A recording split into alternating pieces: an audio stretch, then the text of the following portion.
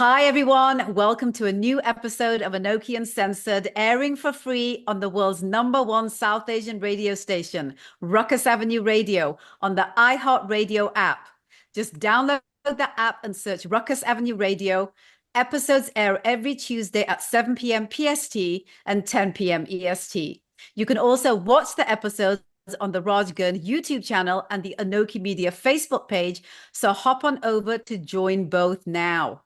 I'm your host, Raj Gurn, and I'm coming to you today with a very special guest, Sonya Gill, who I've known for a number of years because of her standout professional career in scaling businesses from scratch. Sonya is an experienced entrepreneur, growth hacker, and digital marketer from Canada who has been pivotal in the scaling of some of the world's most reputable brands. She uses her growth hacking skills to build brands from scratch, but she has successfully exited from her first company, YOUZUS, and is presently scaling her second, The Links. And I'm not sure if I said that right, but I know that you're going to correct me when you come on. Here, the mission is to empower emerging luxury brands from around the globe to chase their dreams by simplifying the buying process. And I'm not going to say any more than that because I would like Sonya to really lead us into a deep dive on what all of this means and more, to share her link story as well as her user story. Please welcome my dear friend, my girl, a woman I admire for all the right reasons, Sonya Gill. Sister, we are doing this. I love you. You're the best. Thank you so much. You're awesome. You're truly an icon, extraordinaire. So I couldn't be more happy than to do one of my first interviews of this year with you. Oh my gosh, sweetheart. I love you so much. And I have so much to talk to you about. And I know how incredibly busy you are. So I'm going to dive right in with my first question, which is, let's begin by setting the stage for everyone, sweetheart. How did you end up in entrepreneurship? I mean, was it a family entrepreneurship type situation? Did you get into it by accident? What's the story behind it all before we dive into your first brand?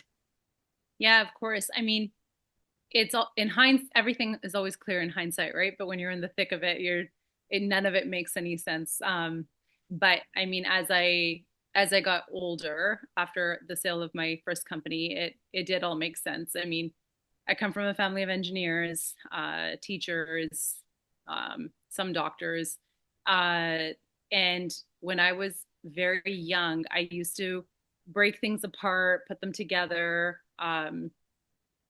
And I remember wanting to go into university to complete engineering and get my engineering degree, except I could never pass chemistry.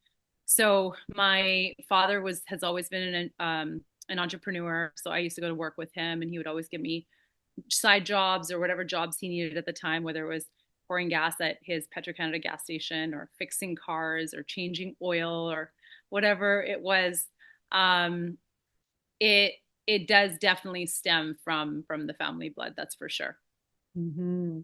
So let me ask you, I want to dive into your first company, YOUZUS. Apart from being one of the coolest names for a brand, was the first company you founded. Can you share the story behind the brand name? Because I've always been dying to know what that is and what the company's purpose was. Yeah, so we launched that company as a blog. This is when blogs were really cool back when in 2009. So we launched it as a blog. It did well. I hired a bunch of writers, and the writers essentially wrote about their expertise in fields that they were very passionate about. And then from there, I was also on radio. So I had my own radio show on with a company, as you probably already know, Yeah. Sahara One Television. There was ATN. There was World Band Media in collaboration with the BBC. Um, and I would always get businesses that would come to me and ask me for advice on growing a business, because I had this small little, I think I forgot what it was called. It was Entrepreneurship Tuesdays, and I would interview other entrepreneurs. So when other businesses started coming to me, I posted up on YOUZUS, just different pieces of advice before they became motivational quotes and what we know them to be today. And that actually became one of the most popular posts, and the most popular weekly segments on the YOUZUS blog. And so Mm. then I turned that into one of my weekly radio stints, and that did really well. And then businesses would reach out to me and say, can you tweet about my dry cleaning business? Because I was very early on Twitter. I was on MySpace, Friendster. I'm completely aging myself now. And And I the know them also. I'm also totally aging myself. yeah, what was it? High Five. High Five was super cool back Hmm. then. And they would reach out to me and they would say, could you say something about my pizza shop, or could you say something about my gas station, or whatever have you? And so I didn't even know back then that I was influencing with I just thought I was helping people. And then Hmm. in 2012, I was sitting next to a very dear friend of mine at the time, and we were at a bar, and there was two guys at the end of the bar. They were just having drinks, and I looked over to my friend and I said, "Listen," I said, this social media, digital media thing is going to be huge. Like, I had just moved back from New York at the time, and I knew what it was doing in the States, and Facebook was really taking off.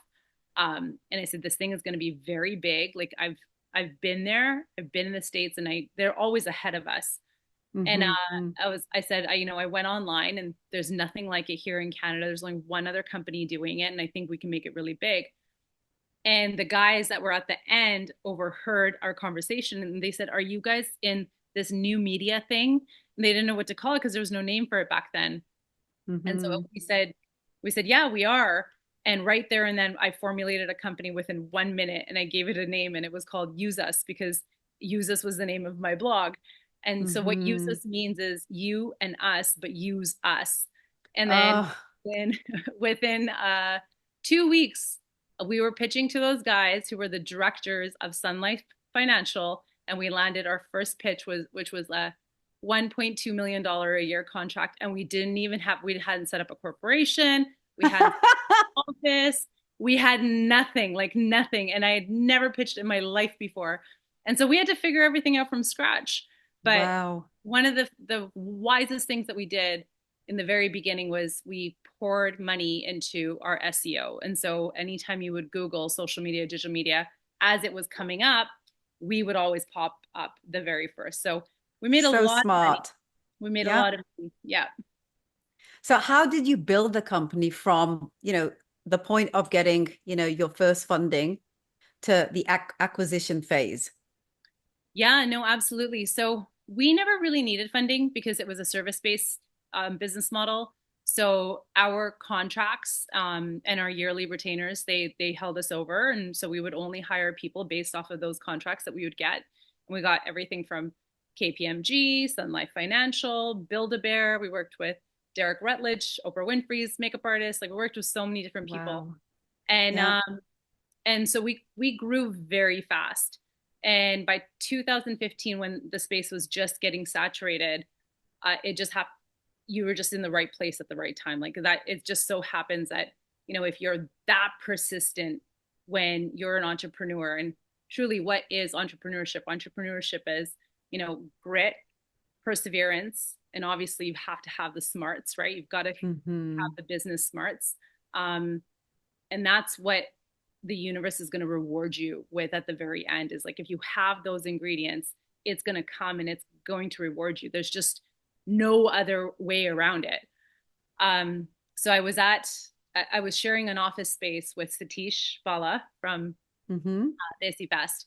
Great, great, great guy. And there happened to be an Australian ad agency that was sharing office space with him as well. And they didn't know a thing about digital marketing or social media marketing. And so he came up to me and he said, "Hey, listen, like, those guys need your help. Can you go in there and help them out?" And so I went in there, and they took me into a pitch with, I think it was Caesars, I forgot who it was, but we went in, pitched, we won the pitch. And then they took me in again to the next pitch, and we won the pitch. And so these guys Googled me, and they're like, "Who are you? Like, what is the thing that you do?"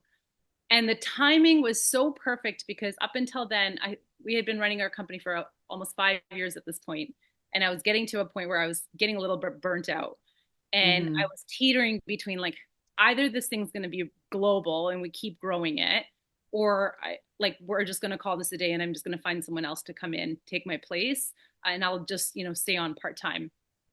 And after they Googled me, I was sharing an elevator with them going downstairs. And he came up to me outside as I was saying goodbye. And he said, listen, he said, I really like you and I really like your company. I love what you've built. And I want to talk about an acquisition with you guys.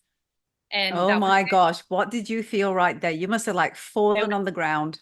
It was insane. Like I never knew what an acquisition looked like up until that point. Like I just kept thinking Hmm. like this is a business that I'm growing. I didn't think of an acquisition strategy. Like I was thinking like my dad, like you grow this thing and you make your money. And Yeah. and he walked away and I screamed and I called my CFO at the time and I was like, is this for real? Like who are these guys? And it turned out that they were just as big as like the BBDOs of the world. And they were coming into Toronto to build their second company. And my goodness, it happened so fast. So within a month and a half, like everything was a done deal. And then Oh my gosh. I stayed on for a little while and then exited and went and traveled the world and did some charity and took my time. Oh my gosh. Oh my gosh. That's exactly what I would do if I was ever to, move away from any of my brands is that I just want time Yes. to me, just that time to me and to just absorb myself back into, the world and nature and culture and all those things that you don't get to do when you're just on the hustle and the Yeah. grind, right? Yeah. You got it. So, Got so it. I want to ask you this, Sonia. What was the biggest lesson you learned from your experience with users? Because I know that that is an important part of an entrepreneur's journey that you have to sit and reflect on. Okay, what just happened here? And what was the best part of it? What was the worst part of it? My question is, I just want to know what the biggest lesson was that you learned Hmm. from that company. That's a good question. I think for me, looking at the journey that I'm on now, that whole entire journey for 5 years was there to teach me what it truly means to have grit and to be persistent. And there were so many times on that journey I could have given up. I never ever borrowed money from anyone. I think the only person I ever borrowed money from was, a friend of mine because I couldn't meet payroll one time, and Mhm. and then BDC, which helped me, which is such an incredible entrepreneur um, banking company. And I would come home and there would be like hydro bills on my apartment door saying that they were going to shut down my electricity because I couldn't afford to pay my bill because I would pay my employees first and I would Mhm. always pay myself last and I would pay my Like a rent true first. entrepreneur, like a A true true entrepreneur, entrepreneur, sweetheart. true Yeah. entrepreneur. And it was in those moments like I could have quit. I'm very smart. I could have gone out and found myself a job or built another Hmm. company or done, or I could have moved back home to Vancouver to be with my parents and in their house. Yeah. And it was in those moments that, you cry, you do your little cry, you feel sorry for Hmm. yourself in that little moment, you release the emotion and then you get right back into it and you're just like, what are they going to do? They can't take away my house. I don't own anything. Like they can't, Hmm. I don't have any kids. I don't have a husband. I don't like I had nothing at that time. So I was like, if they're really going to do anything, like if they need to kick me out on the street, I can live on a street. I'm still going to succeed. So Yeah. looking back at that, the lesson truly was is that if you can if you can see it and you can believe it, like the saying goes, it's going to Hmm. happen. That's guiding you towards somewhere. That was your North Star, You right? got it. You got it. It was the no. Ab Absolutely. Absolutely. So, what was it that you learned overall from the experience of, your first company that you incorporated into your second startup before we actually talk about what the link is? Hmm. Sorry, what was the question on the first one? Yeah. So what did you learn overall from the experience of the first brand that you used to implement and incorporate into Second company. building the link? Yeah. Yeah. It, it's it was growth, right? So when you're an entrepreneur, regardless of what industry you're in, the first thing that you go out looking for is what? Is customers, Yeah. right? You Yeah. go out and you look for customers. It doesn't matter. Well, there's certain industries you don't always look for customers, but you are going out there and looking for customers. And I got very good at finding customers for these brands and for these entrepreneurs. I was dealing with real estate agents and mortgage agents, and they were looking for customers as well. And I would do their digital ads for them. So I got very good at advertising and finding leads and growth hacking and branding, marketing, the message to market and product, and just tweaking the message to market and A/B Mm-hmm. testing, like what's going to hit, what's not going to hit, how to fail but fail fast. And if you're going to fail fast, then you put out the next iteration. Yeah. Um, Not getting stuck in perfection, right? You absolutely can't get stuck in perfection. I got very good at learning building your own brand, right? And I remember I wrote, I think they're still on Amazon to this day, but I wrote three Two books. books, Yeah, three books now. I think one of them didn't even make it, but I just wrote them back to back because I was like, I was so young. I was 28 at the time, 27, 28 at the time. And it was so hard for people to take me seriously. And so I was like, Mm. screw this. I'm just going to write these books. And then anytime I go meet these people, I'm going to hand them my book. And if they don't believe me, they can read my book. And this is before AI. So I So had to write smart. that stuff by myself. And it worked. It worked. It totally did work, and it's clear that you are a branding marketing genius, sweetheart. You're very specific, right? Um, First thing I notice are the names that you picked.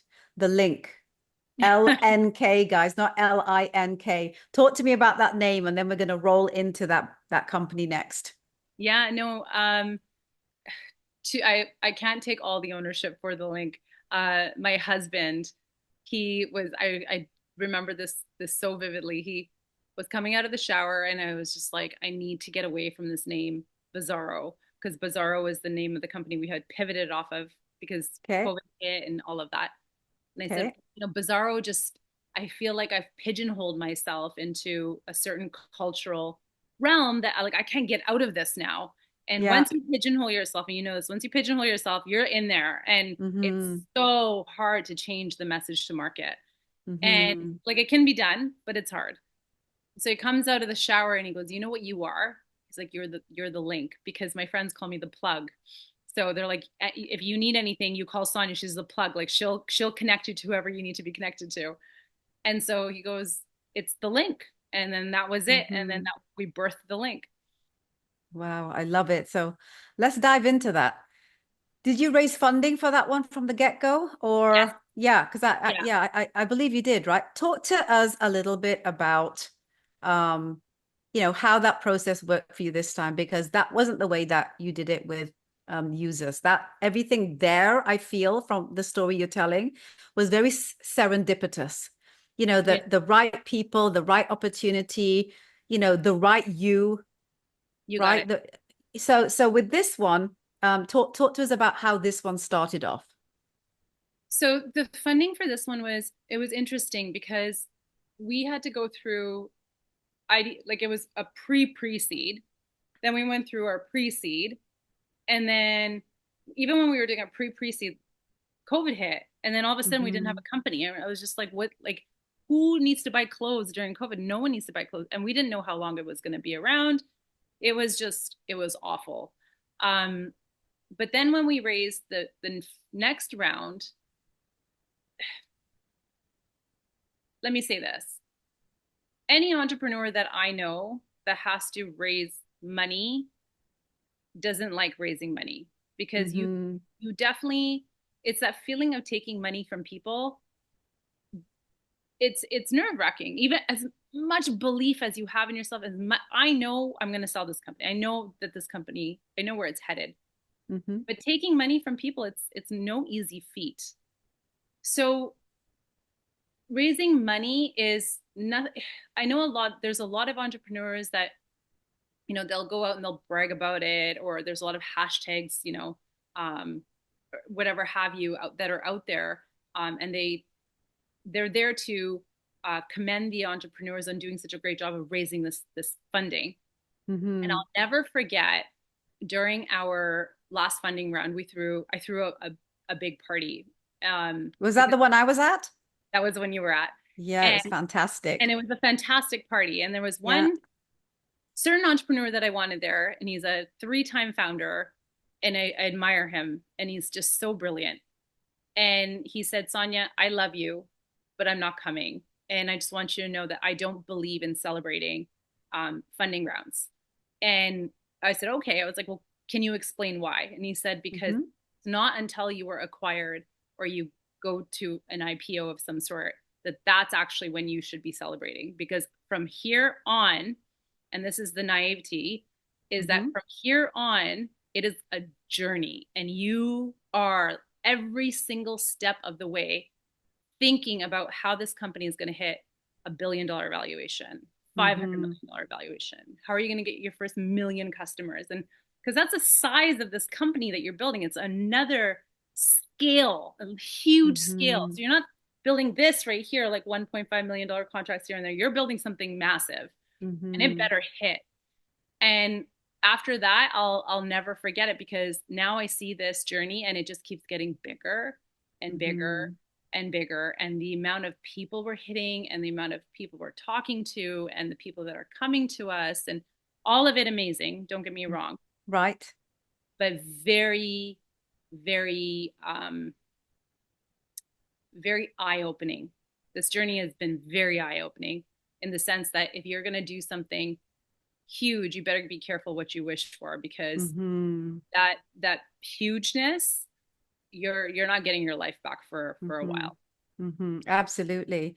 You know, you said something there that has kind of prompted another question around the kind of funding scenario. You know, a lot of people when they go to, raise money, they're looking at money. Mm-hmm. And then what else in addition to money were you looking at? Because I know you enough to know that you're probably looking for strategic partnerships and Got it.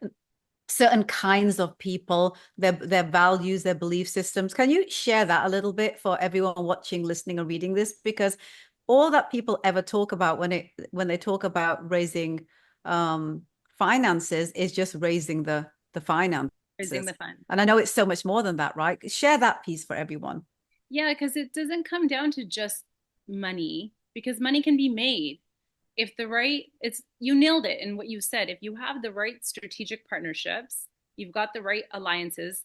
I actually just I shared this today on my Instagram and it said the wealthiest person in the room knows a person one phone call away, right? And Mm-hmm. business is all about who you know. It's about relationships, right? Mm-hmm. And those even now we're now in our second round of financing, and I'm I'm really looking at these strategic partners, and they could be in logistics, they could be in payment processing, they could be in import export, and I know those relationships are going to take me a lot further than just simply Mm-hmm. raising another few $1 million and putting it in the bank because then I'm going to have to hire more people and bring on more team members. You're constantly thinking about it strategically. And I Yeah. would absolutely say, hands down, if you could mix the two and find more strategic partnerships, then you could find just like cash injection after cash injection and dilute the crap out of everybody. Obviously, go with the former. Yeah, yeah, absolutely. And you know me, I mean, I am, a proponent for entrepreneurship. It's what I believe in. I've never worked for anyone. I don't know how to work for people. Yep. And I'm definitely that person that is not a funds raising person. And I'm a strategic partnership person. And maybe that's the conversation I need to have with someone like you, right? Like the experience of raising funds for me is a very daunting task. And there's a lot of people like me out there, Mm-hmm. especially women and especially people in the minority space. We've seen the stats out there, Sonya. Less than 10% female founders get funded. A fraction of that goes to South Asian women. What is your comment around that? Because the stats are so daunting, but you are not that stat, right? What do Yeah. they need to know? What do our South Asian women founders need to know that you wish you'd have known when you started at the very beginning? Mm-hmm. Yeah. It's not that women are incapable. We already know that. Yep. We're already empowered. We're already very capable at doing 10,000 different tasks all at once. We know what we're we're worth, and we know what we're capable of. The difference lies in, so my husband, for example, he's in sales. Yeah. I heard this guy sell all day long on the phone. I hear his colleagues sell all day long on the phone. I'm surrounded by men in my industry. All my engineering team is all men. My investors, so majority of them men. Investors I speak to constantly, men. And it comes down to, for me, this could be different for other people. The difference comes down to their storytelling techniques and the way that they sell. And it is Yes.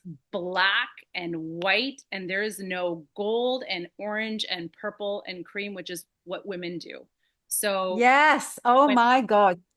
Can I when we, tell you, I have to stop you a second before you carry on with the rest of this. In all my years of talking to people about business, about funding, about all of the things that, entrepreneurship is about, no one has ever said that to me.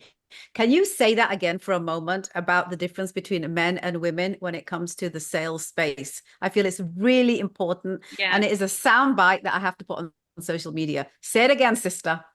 it's sales. It's, first of all, it's storytelling, and it's sales, and it's black and it's white. That's it.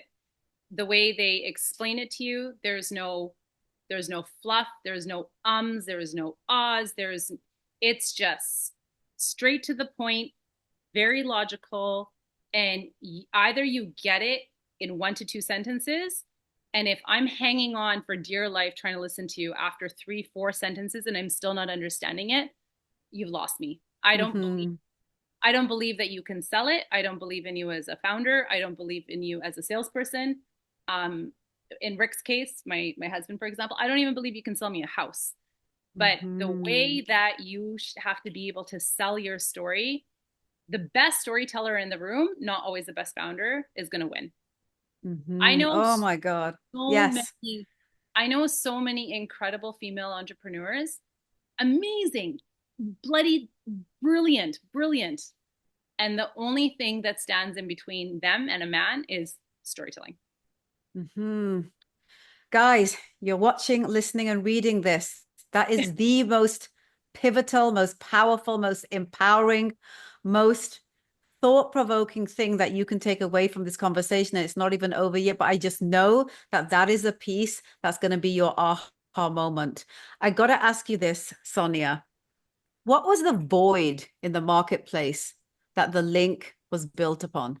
Because I know you well enough to know that in order for you to put your time into something, your effort, other people's money that you are entrusted in, or the people that you're bringing on, or the strategic partnerships, the mission that you're on in the industry, as well as where you want to be when you're done with your participation in this brand and where it's going to end up being afterwards. I know that everything you do is on purpose.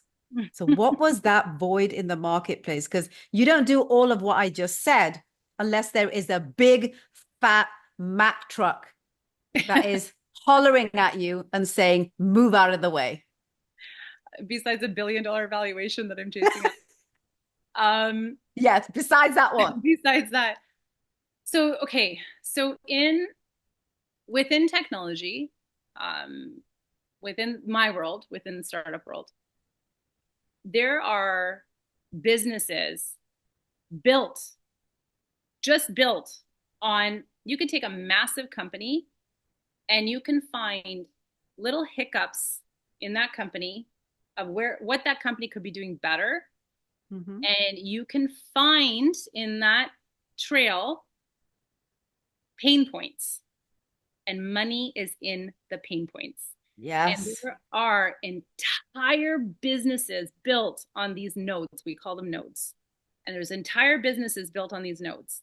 And they'll take these nodes and they'll develop businesses out of them. And then they'll sell it back to Shopify's or Amazon's. And they'll say, hey, like, I solved your problem for you that you clearly weren't doing really well at. Here you go. And they make their millions and they walk away. Yeah. In our case, we discovered this node when our brands taught us how they wanted to use our platform.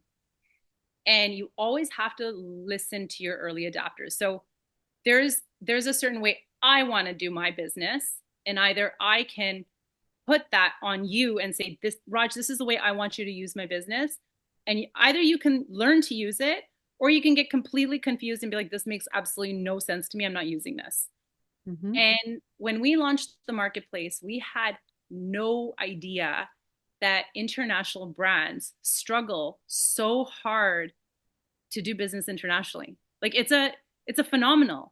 Mm-hmm. Like there is so many businesses now in 2024 that are doing business internationally, Mm-hmm. import, export. They're doing business amongst each other. The D2C space is huge, massive. Mm-hmm. And Mm-hmm. these brands were coming on to our marketplace, and they were using their marketplace website as their own website because everything else out there didn't solve any of their issues. Yeah. So my co-founder and I have two co-founders. They're ex Shopify, ex Etsy, ex Facebook, like very, very, very smart crowd Very and strategic. very strategic. And and I was really so strategic when I built my advisory as well. And I brought on ex Farfetch, and I brought on ex Guilt, and I brought on ex Bed Bath and Beyond because I was like, I want to know what they did because I want to make sure I never do that. And I brought them Mm-hmm. on very strategically.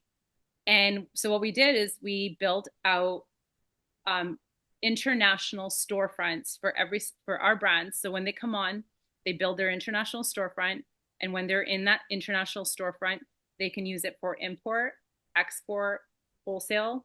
So this is like a massive revamp on what Alibaba is. Um, Faster shipping, expedited shipping, no duties to the customer, Wow. returns, exchanges, like all of those different pain points. And that's what we're doing. And there's so much more that is coming that I'm only telling you the first version of what we've built, but what we're building now through AI and what's coming is just absolutely insane to me that we're building this. It's just crazy. How much of what you're building here with the link borrows from, benchmark ideologies from Shopify, from Amazon, from Etsy? Like, I'd love your thoughts and perspectives on that, because another thing I know about you is that you don't just do something without thorough research, right? Mm, Talk to me a little bit about that, because I feel that what you're building here is going on that big of a journey. it is. You're Mm-hmm. 100% right on that.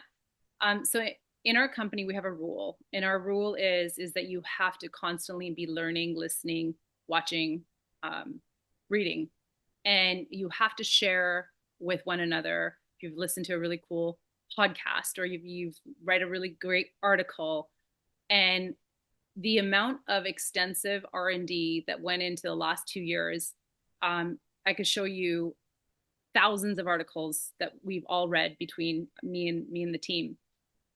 And every single one of those articles is off of different businesses and different verticals. So Mm-hmm. in marketing, we have a saying, which is, if you want to be a great marketer, don't look to your own industry, look to other Mm-hmm. industries and what they're doing. Yeah. So, for example, I'll never look to my industry for what makes a really great marketing campaign because that's going to be too saturated. It's going to be low Yeah. hanging. Yeah. So, for I'll go to the car industry and I'll go see what the car industry is doing. We picked pieces from Apple from their website, and we're like, this is really cool.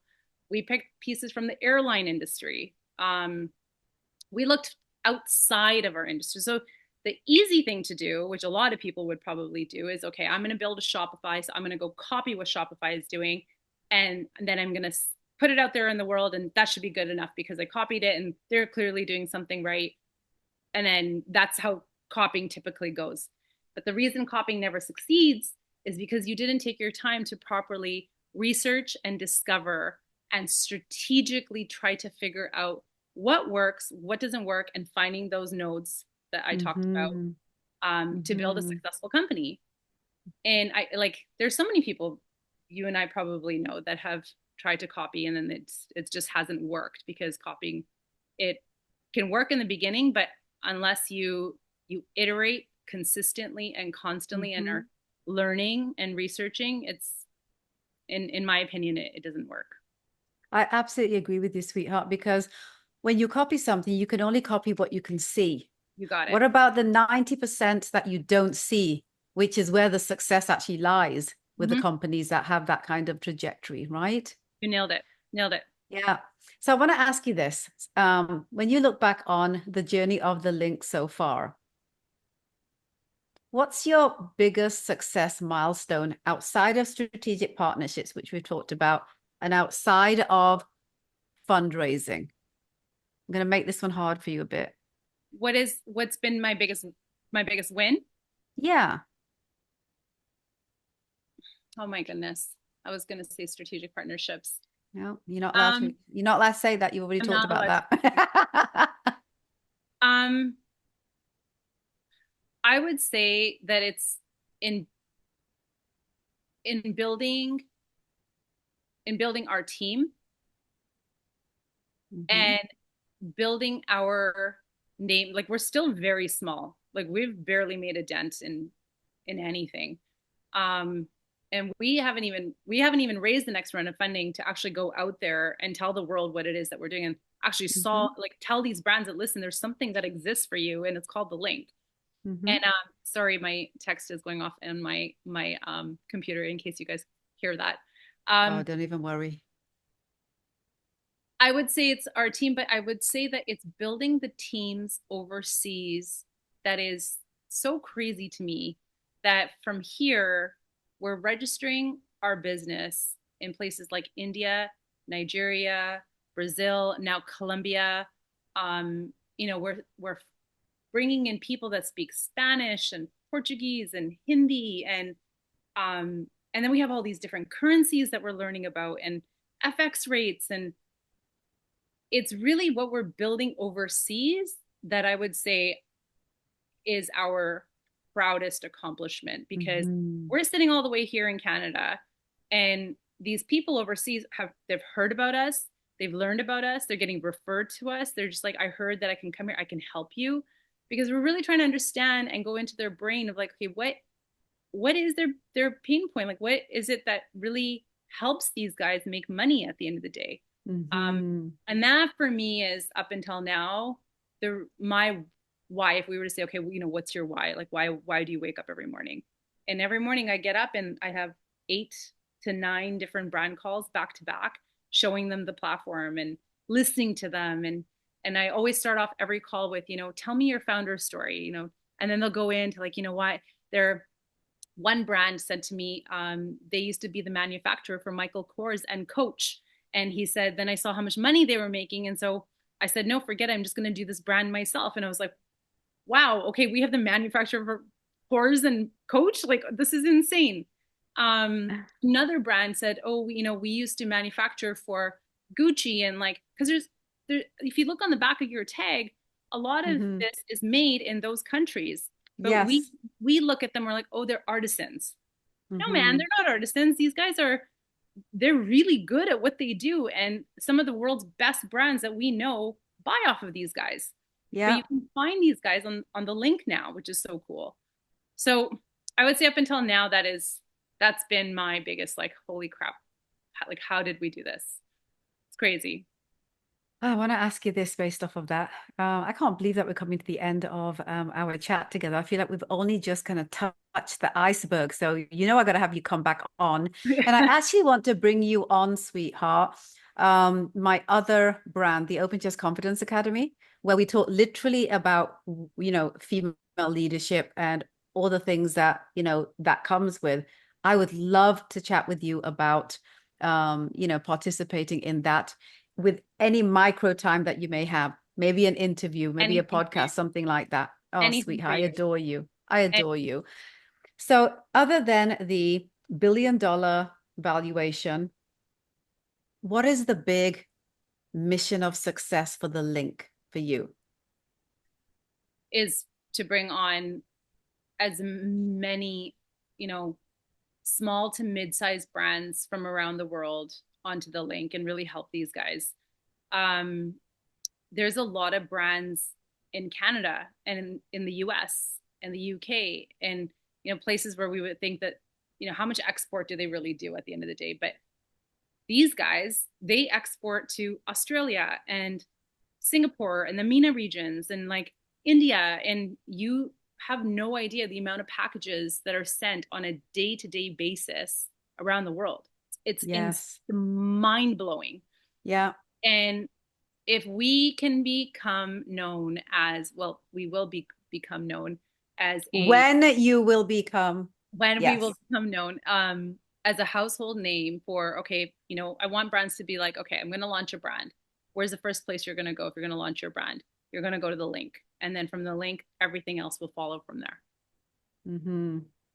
Looking back, my love, what would you tell your younger self? You know, I have to ask you a proverbial question. What would you what would you tell your younger self pre-starting your companies that you know today that you just wish that's something that she would have known then? Just maybe Oh, make the journey a little easier. that don't be in such a rush. Have some patience. I still tell this to this day, I still tell this to myself is don't be in such a rush. Um, don't be under so much pressure to get to things so fast and that everything is happening as it should and all timing is perfect and everything is unfolding as it should. Mhm. Oh my God, that is just the most important one. And, you know, you and I know this, right? Like, because, you know, life is understood, you know, we're looking back. Yep. But yeah, and even like you said, that this is something you ask yourself every day, babe. I ask myself the same thing every day. I'm constantly convincing myself that I can and I will and I must and there is no other way, that I do not have a plan B because my Mm-hmm. plan A is to succeed. So what does that need to look like? So I want to ask you, when you hit that wall, Mm-hmm. because you are just the same woman as me, when you hit that wall, what does Sonya Gill do? How do you get over? How do you jump over or break through that wall? What do you do? You have to go through your downs. You have to. I've learned that I was always so afraid of, you know, don't think negative and everything's going to work out. And if you think negative, then you're going to attract more negativity. And, you know, then it's going to spiral out of control and your whole week's going to go to crap, which it usually does, but it's okay. Um, Mm-hmm. is feel it, acknowledge it, and then write it down and release it. So usually when we hit a wall or something very bad happens to us, as women, we get overwhelmed because it's in our head most of the time. And Mm-hmm. we as women, we love talking. We love talking through our emotions. And when we talk through our emotions, we feel better at the very end of it. Myself, I don't get my drawback sometimes in life is I don't let myself get close to enough people. Mm-hmm. And when I feel like I've gotten stuck or I hit a wall, now I know that it's usually in my head and it's actually not as bad as it is. And so what Mm-hmm. I've done now is I write about it and Yeah. then or I'll get on a call with my co-founder and I'll say I just need to word vomit with you. Just tell me, you know, tell me if I'm wrong in my thinking. Or I have my spouse, right? And then I talk to my spouse about it. So Mm-hmm. it's okay and you are going to hit those walls. And if you want massive success and there's no other way around it, you have to go through those lows, otherwise what's the point of life? There's no why are we even here?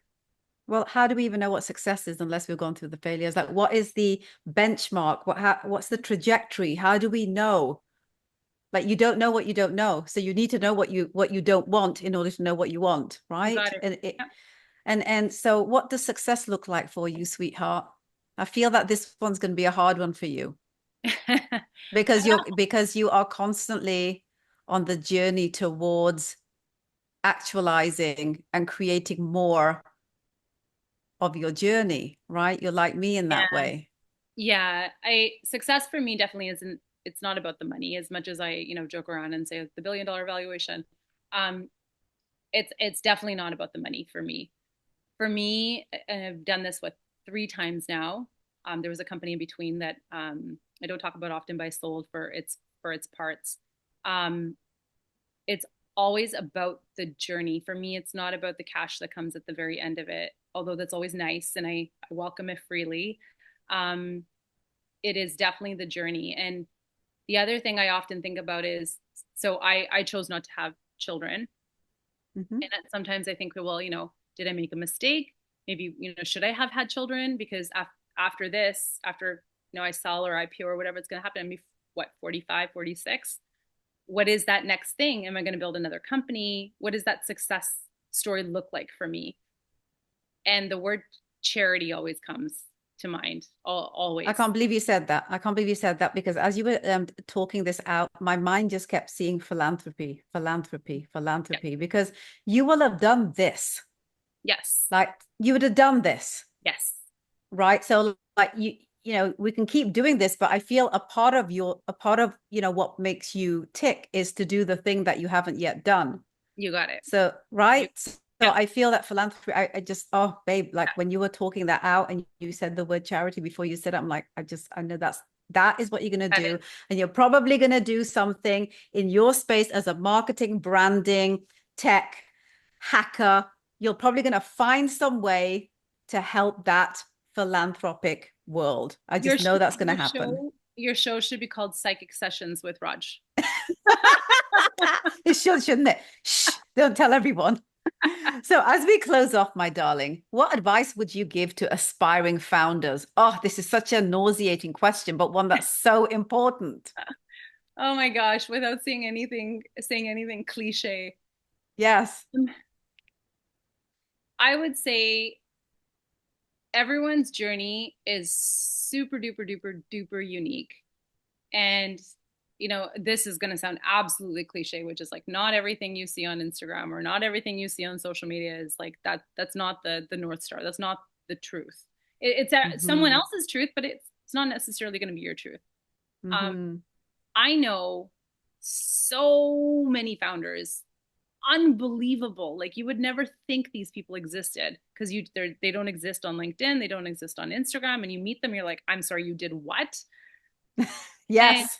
yeah, and the advice that I would give is like, it's everything doesn't have to be shouted from the rooftops, if that makes any Hmm. sense. And Yes. it's okay to be private, and it's okay to, I love how I'm giving this advice where it's like I'm like in the thick of branding and marketing. Um, I have realized that over the years I've gotten more private in my private life, and I've gotten more branding, marketing, other areas of my life. I think But that's a good thing. and I just think that sometimes certain founders become founders not for the right reasons. They become founders because it looks really cool, and you're able Yeah. to post these stories and about your journey and do the PR and the talking and the speaking gigs, which now I really shy away from, because not that I shy away from it, it's just like, why? What's the point? Hmm. Yeah. Um, Yeah.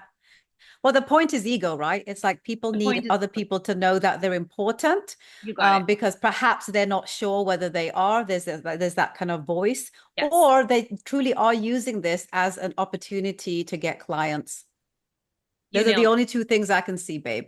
you nailed it. You nailed They're it. both important. It just depends on where you are in your journey, and we're not here to judge anyone's journey. No, no, and you nailed it. And the reason I brought up those founders that are nowhere to be seen is they really built companies for the sake of building those companies to actually solve problems and to push our world forward. And I think that's more important than anything else. I agree. And you know what I'm manifesting into my life, sweetheart? So I haven't talked about this to anyone, but I'm going to talk to you about it. So the whole world's going to now know in this podcast when it goes live. And that is, I am looking for a man who exemplifies what you just said. He does not need to tell everyone that he's fabulous. He does not need to shout from the rooftop of what he's Yeah. done, but I'm going to say it. He's fucking done it. Yes. He's Yeah. just done it, He's just done right? it. He's just Yeah. done. So And prayer for me on that one, girlfriend. Okay. oh, I will I'm 100% looking for him. write it down. This is what I did before I met Rick. Um, Yeah. Tell me. someone had told me, she was a spiritual guide, and she said, write down exactly everything you want in a man and Mhm. sleep with it underneath your pillow. And then Oh, that's the part I haven't done. The sleep with it under the pillow. That's sleep happening with it. tonight. Yeah, sleep with it under your pillow. And 8 months later, I found Rick. So Oh yeah. my gosh. You guys are like perfect two peas in a pod. The Thank energy around you guys is beautiful. I love it. He supports you, you support him. Everybody understands. And when you said that, I don't have children, you have children, girl. I do have children. Beautiful children. You have Yes. beautiful children. And I love to see the best part of your social media, other than all the things I learned from your entrepreneurial perspectives, is how you show up with your family. I just want to Oh, share that with you, baby. thank I think you. it's beautiful. Thank As you. we close off, my darling, I want to Yes. first of all thank you for giving me your time, because I know that you've got like 1,000 people that are pinging you and want your time. But I just want to ask you one last thing, and that is there anything that we haven't talked about that you'd like everyone to know? Is there like words of wisdom? Is it just something that they need to know that you feel compelled to share? I think we are very stuck these days on this thing. Mm-hmm. I do encourage more people to go outside of their homes or their office or wherever it is, connect more with nature, connect more with family, connect more with friends, with people. Um, there's a lot going on in the world right now in terms of, I don't want to get all spiritual and start talking about energy, but you No, but being, you can. I'm all about that. You know me. um, you know, as we're as global warming is happening, or climate change is happening, Mm-hmm. um, I don't like I can't speak to this as scientifically as I would like right now, but our energies are also changing, and Mm-hmm. I just know that the more we're around our technology, we're not giving ourselves the time that we need to actually grow, actually grow, Mm-hmm. if you know what I Mm-hmm. mean. I do. So that's the final thing that I think I would leave here with. Absolutely. And on that note, sweetheart, you're going to laugh at me, but where are we sending people to hang out with you on social media? You're the best. I love you. Please follow the link. I don't need any more followers, but follow the link. There's all the updates are usually on there. And of course, I do have a public profile, so if anyone does want to follow me, I try to post up as much as often as I can. I love you. I I love you. thank you so much. Thank Oh, you, my love. baby. This was Thank great. thank you so much for coming on, darling. Of Like your course. journey is just it's wrought with so many, nuggets of wisdom. My short form video editor is gonna have a whale of a time cutting all this up and putting it on social media. Thank you so much for giving that to all of our wonderful community. And I genuinely wish you success in whatever that word means to you as you journey through life. And I Uh, cannot wait for us to sit down and like break bread and just have time where we're not even talking about work, which I don't even know if that's possible, but we got to try it. we're gonna do it. Don't even worry. It's gonna happen. It's gonna happen. Thank you, Thank sweetheart. you so Guys, much, my please love. go support Amazing. Sonya. And yes, my darling, please go support Sonya in this incredible new innovative company. There are a lot of wonderful things that they haven't, yet talked about, because, everything needs to be talked about at the right time. But you want to go and support and see what they're doing, right? This is how we create momentum. This is how we learn. And I want you to go out there and do that. I love you, Sonya. Love you Thank so you so much, love. much. And guys, I will see you next time on the Anoki Uncensored podcast. Stay connected with us everywhere at Anoki Lifestyle. Sign up for our free weekly newsletter at anokilife.com. Go hang out with us also at the Anoki Magazine blog, which is also on anokilife.com. And I will see you next week to speak with some other wonderful people, just like my girl Sonya. Mwah. See I you love next you. time. All right, girl. I'll talk to you soon.